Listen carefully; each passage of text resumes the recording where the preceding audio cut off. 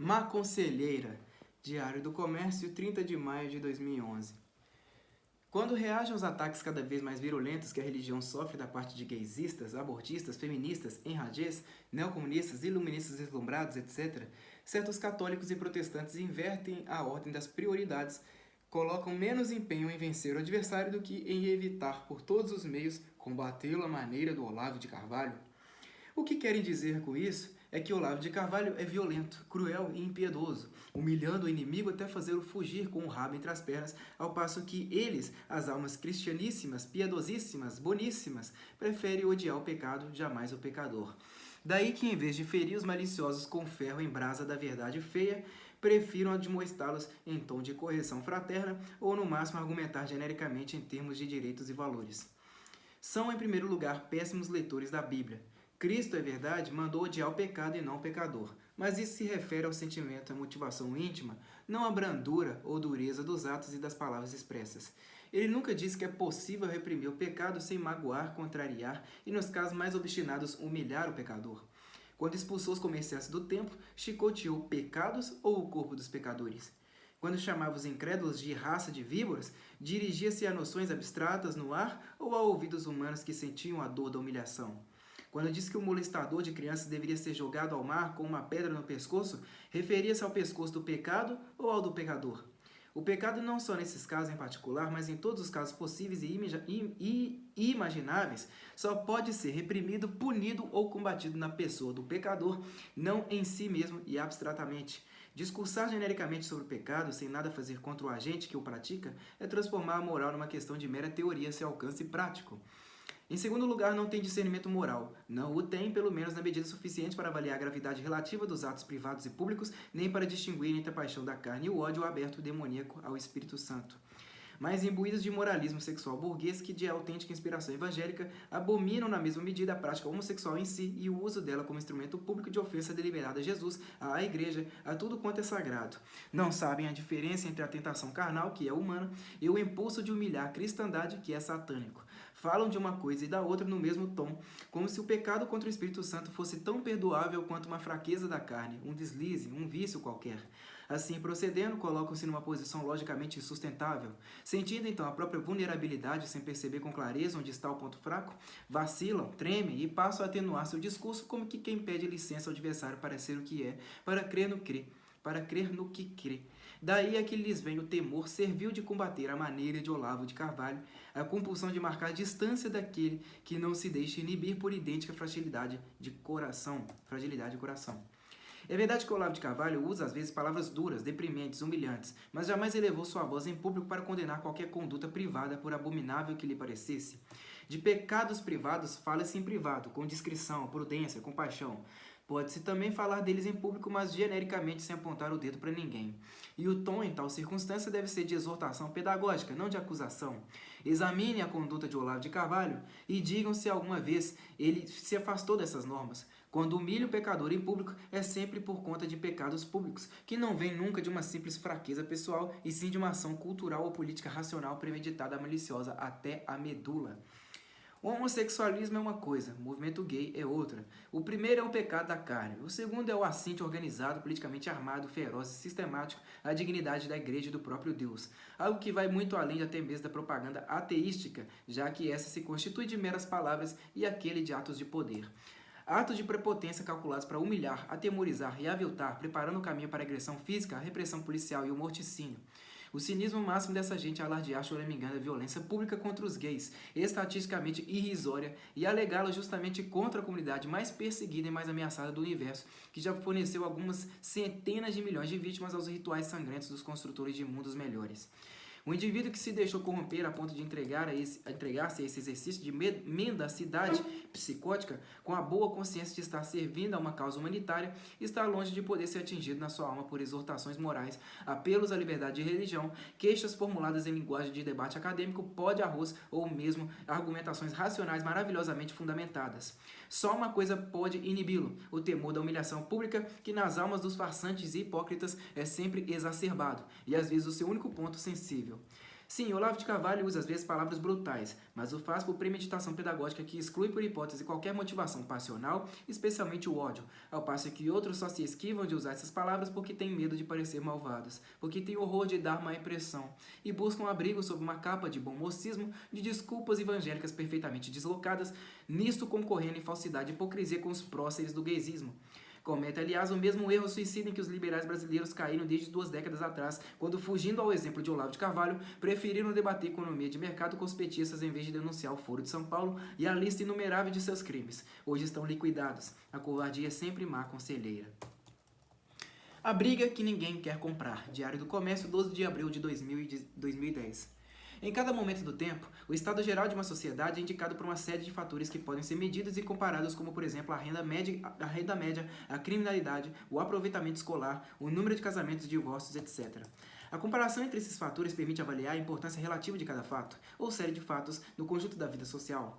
Por exemplo, o número de crimes e de vítimas distribuído entre várias regiões, grupos sociais e faixas etárias. O conhecimento geral desse quadro desperta na população o senso das proporções que servirá de régua para medir a credibilidade das opiniões circulantes. Acima das preferências pessoais e grupais, o núcleo factual conhecido por todos é o tribunal de última instância no qual as ideias e propostas serão julgadas conforme sua adequação ou inadequação à realidade. Ora, só há um canal por onde o conhecimento do quadro geral pode chegar à população, a mídia. O desempenho normal e saudável dessa função pelos jornais depende não somente do que divulgam os fatos, mas de que os selecione e lhes confiam destaque.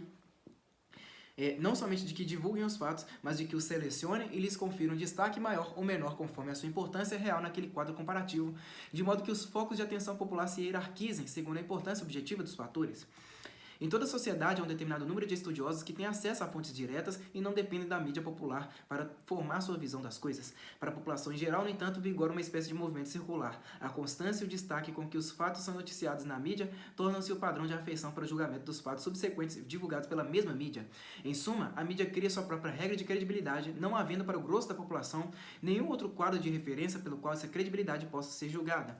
Até os anos 1950 e 1960, cada órgão de mídia neste país, malgrado a multiplicidade de interesses a que devia atender, mantinha-se razoavelmente submissa à ordem objetiva dos fatores, por saber que exageros ou distorções muito visíveis seriam no dia seguinte desmascarados por seus concorrentes. Até certo ponto, a imagem geral da sociedade, tal como aparecia nos jornais, coincidia com o quadro quantitativo real. O que merecia destaque e cobertura continuada era aquilo que na vida social tinha alguma importância objetiva.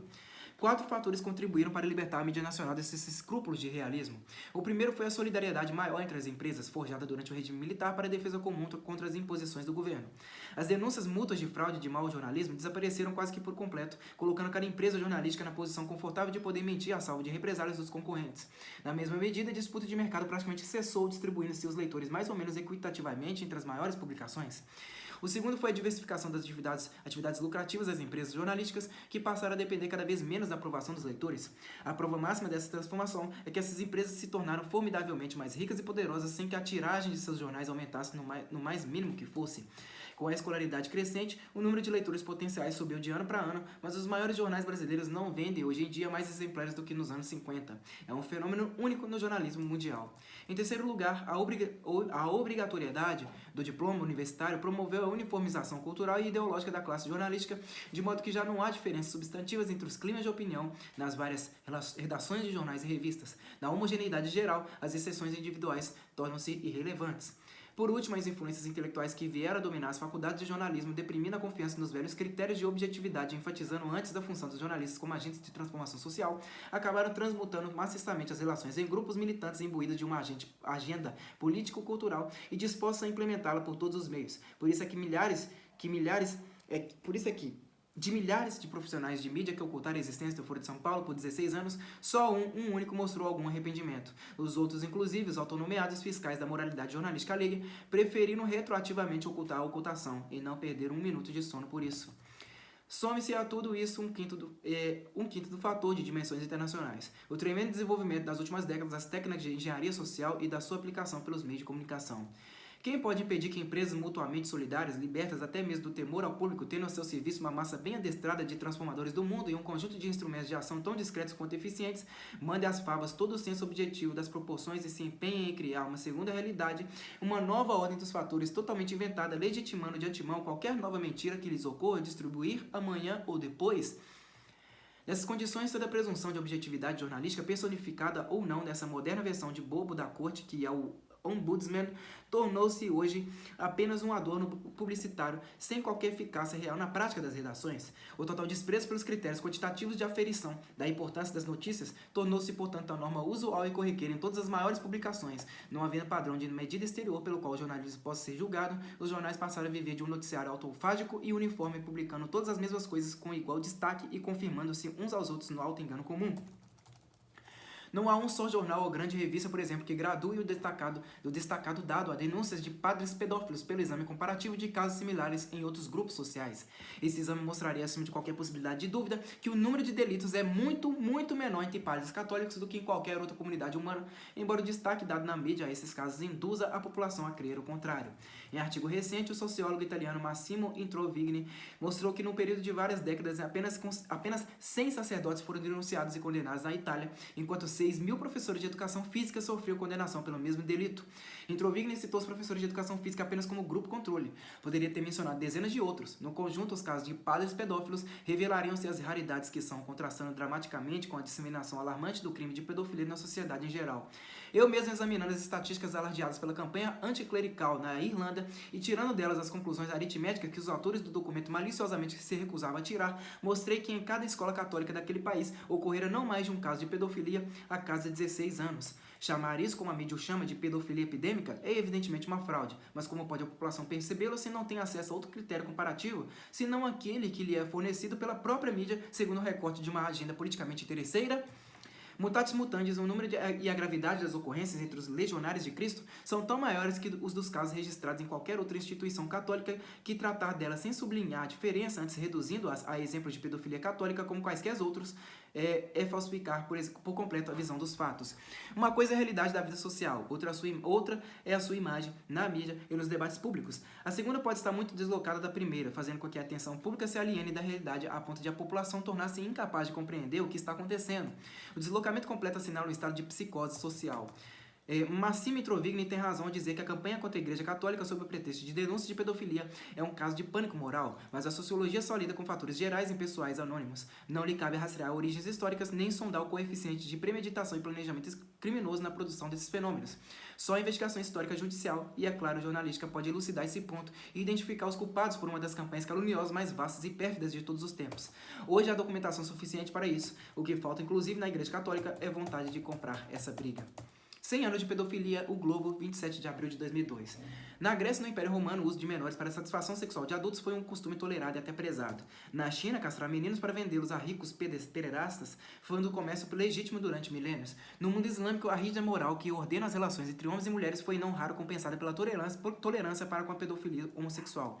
Em alguns países, isso durou até pelo menos o começo do século XX, fazendo da Argélia, por exemplo, um jardim das delícias para os viajantes depravados. Leiam as memórias de André Gide, Si le Grand Nemours, não sei. S-I, espaço L-E, espaço G-R-A-I-N, espaço N-E, espaço M-E-U-R-T. Por toda parte onde a prática da pedofilia recuou, foi a influência do cristianismo e praticamente ela só que libertou as crianças desse jugo temível. Mas isso teve um preço. É como se uma corrente subterrânea de ódio recentemente atravessasse 2 milênios de história aguardando o momento da vingança. E esse momento chegou. O movimento de indução à pedofilia começa quando Sigmund Freud cria uma versão caricaturalmente erotizada dos primeiros anos da vida humana, versão que com a maior facilidade é absorvida pela cultura do século.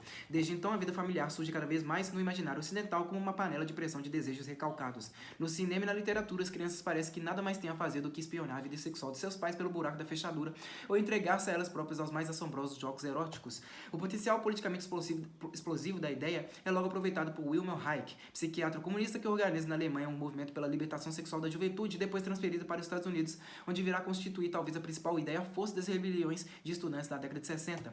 Enquanto isso, o relatório Kinsey, que hoje sabemos ter sido uma fraude em toda a linha, demole a imagem de respeitabilidade dos pais, mostrando-os às novas gerações como hipócritas sexualmente doentes ou libertinos enrustidos. O advento da pílula e da camisinha que os governos passam a distribuir alegremente nas escolas soa como o toque da liberação geral do erotismo infanto-juvenil. Desde então, a erotização da infância e da adolescência se expande dos ciclos acadêmicos e literários para a cultura das classes média e baixa por meio de uma infinidade de filmes, programas de TV, grupos de encontro, cursos de aconselhamento familiar, anúncios, o diabo. A educação sexual nas escolas torna-se uma indução direta de crianças e jovens à prática de tudo o que viram no cinema e na TV. Mas até aí a legitimação da pedofilia parece apenas insinuada de contrabando no meio de reivindicações gerais que a envolvem como consequência implícita. Em 1981, no entanto, a Time noticia que argumentos para a pedofilia estão ganhando popularidade entre conselheiros sexuais. Larry Constantine, um terapeuta de família, proclama que as crianças têm o direito de expressar-se sexualmente, o que significa que podem ter ou não ter contatos sexuais com pessoas mais velhas. Um dos autores do relatório Kinsey, Wardell Pomeroy, pontifica que o incesto pode às vezes ser benéfico. A pretexto de combater a discriminação, representantes do movimento gay são autorizados a ensinar nas escolas infantis os benefícios da prática homossexual. Quem quer que se oponha a eles é estigmatizado, perseguido, demitido. No livro elogiado por Jay Elders, o ex-ministro da Saúde dos Estados Unidos, Surgeon General, aquele mesmo que faz advertências apocalípticas contra os cigarros, a jornalista Judith Levine afirma que os pedófilos são inofensivos e que a relação sexual de um menino com um sacerdote pode ser até uma coisa benéfica. Perigosos mesmo, diz Levine, são os pais que projetam seus medos ao seu próprio desejo de carne infantil no mítico molestador de crianças. Organizações feministas ajudam a desarmar as crianças contra os pedófilos e armá-las contra a família, divulgando a teoria monstruosa de um psiquiatra argentino segundo a qual pelo menos uma entre a cada 4 meninas é estuprada pelo próprio pai. A consagração mais alta da pedofilia vem no número de 1998 do Psychological Bulletin, órgão da American Psychological Association. A revista afirma que abusos sexuais na infância não causam dano intenso de maneira pervasiva e ainda recomenda que o termo pedofilia, carregado de conotações negativas, seja trocado para intimidade intergeracional. Seria impensável que tão vasta revolução mental, alastrando-se por toda a sociedade, poupasse miraculosamente uma parte especial do público, os padres e seminaristas. No caso destes, somou-se a pressão de fora um estímulo especial, bem calculado para agir desde dentro. No livro recente Goodbye, Good Men, o repórter americano Michael S. Rose mostra que há 3 décadas organizações gays dos Estados Unidos vêm colocando gente sua nos departamentos de psicologia dos seminários para dificultar a entrada de postulantes vocacionalmente dotados e forçar o ingresso maciço de homossexuais no clero. Nos principais seminários, a propaganda do homossexualismo tornou-se ostensiva e estudantes heterossexuais foram forçados por seus superiores a submeter-se a condutas homossexuais. Acuados e sabotados, confundidos e induzidos, é fatal que mais dia menos dia muitos padres e seminaristas acabem cedendo a geral gandaia infanto-juvenil. E quando isso acontece, todos os porta-vozes da moderna cultura liberada, todo o establishment progressista, toda a mídia avançada, todas as forças, enfim, que ao longo de 100 anos foram despojando as crianças da aura protetora do cristianismo para entregá-las à cobiça de adultos perversos, repetidamente se rejubilam, porque encontraram um inocente sobre o qual lançar suas culpas. 100 anos de culto pedófilo de repente estão absolvidos, limpos, resgatados ante o Altíssimo. O único culpado de tudo é o celibato clerical. A cristandade vai agora pagar por todo o mal que ela os impediu de fazer. Não tenho dúvida, a igreja é acusada e humilhada porque está inocente. Seus detratores a acusam porque são eles próprios os culpados. Nunca a teoria de René Girard, da perseguição ao bode expiatório como expediente para a restauração da unidade ilusória de uma coletividade em crise, encontrou confirmação tão patente, tão óbvia, tão universal e simultânea. Quem quer que não perceba isso neste momento está divorciado da sua própria consciência. Tem olhos, mas não vê. Tem ouvidos, mas não ouve. Mas a própria igreja, assim, em vez de denunciar seus atacantes, prefere curvar-se antes ele no grotesco ato de contrição, sacrificando pro forma uns quantos padres pedófilos para não ter de enfrentar as forças que os injetaram nela como um vírus, terá feito sua escolha mais desastrosa dos últimos 2 milênios.